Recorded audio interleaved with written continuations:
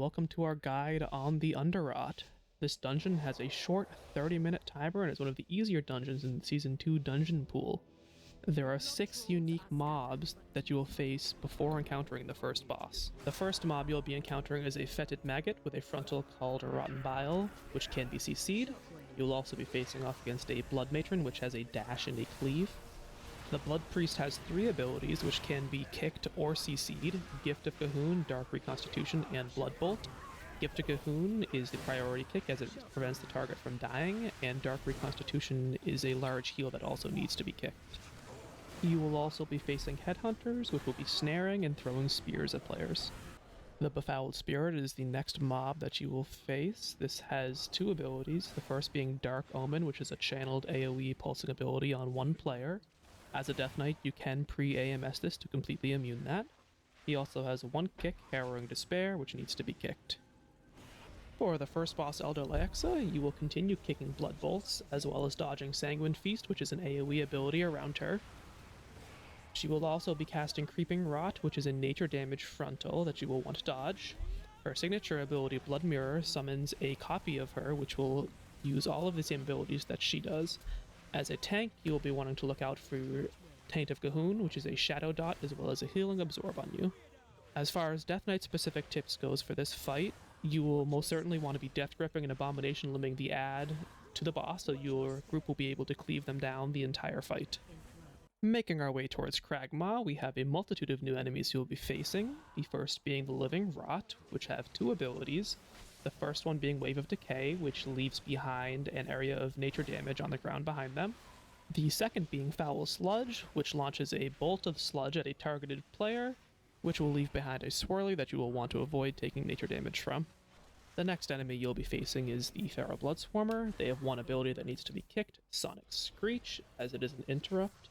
They will also randomly fixate 1 character and go after them and deal physical damage. You'll want to kite these mobs as far as you can. As a Death Knight, there's a lot you can do to help your team here. You can Chains of Ice the Feral Bloodswarmer as they're chasing someone, or you can also Death Grip them away from your casters or whoever they are chasing.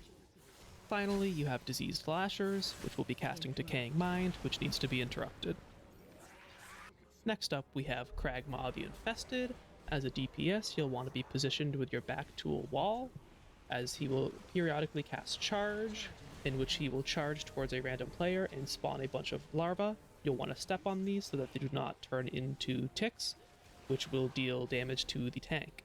The tank will want to point him away from the group as he will cast Indigestion, which is a frontal ability that also spawns ticks, and you'll want to run over these ticks again to not have them spawn into actual adds. When he reaches 100 energy, he will cast Tantrum, in which he will randomly run around the room, spawning a bunch of tick larvae from his body. You'll want to use any movement speed you have to run around and collect all these ticks before they turn into adds. As a Death Knight, you'll want to use Death's Advance here to step on as many ticks as you can, as well as perhaps take Wraith Walk for more movement speed.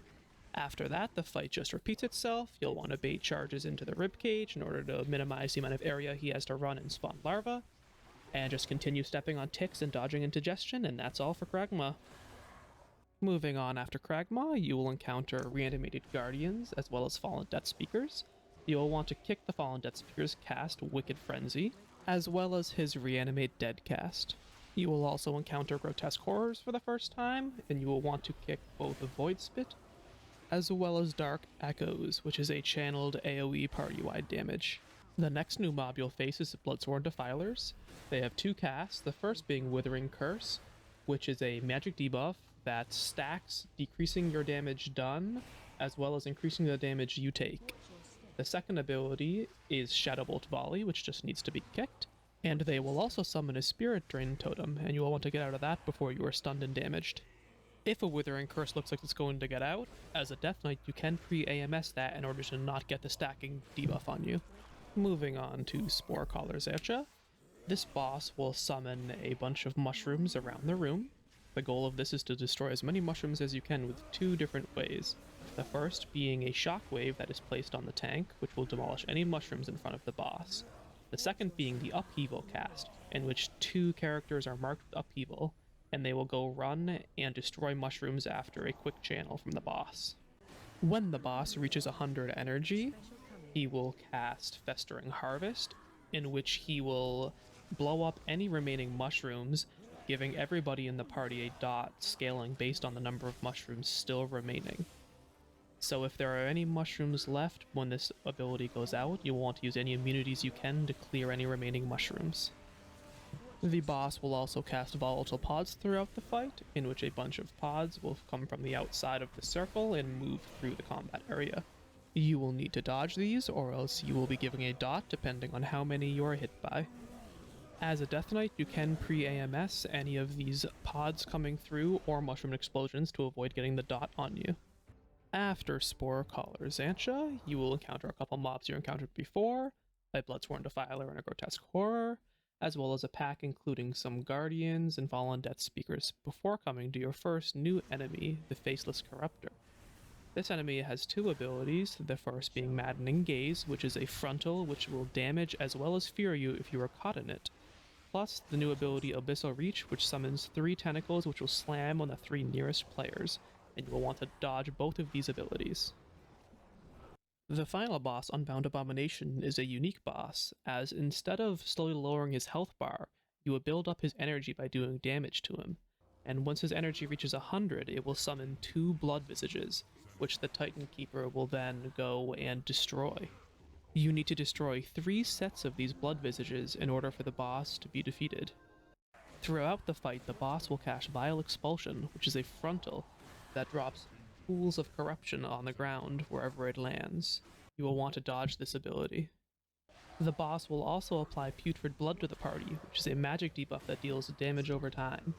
In order to get rid of this dot, Cleansing Light will be cast on a player. The entire party will want to stack inside of this to remove any stacks of the dot they have, as well as removing any corruption on the ground below the light. Rotting Spores will also be patrolling the battlefield, and coming into contact with those will drop a pool of corruption on the ground. They have 1 HP and can be killed very easily. And with that, you've come to the end of the dungeon. Hope you got some good loot, maybe you got the mount. As always, please let me know in the comments if you enjoyed this video, leave a like, subscribe, and we'll catch you in the next one. Thanks for having me.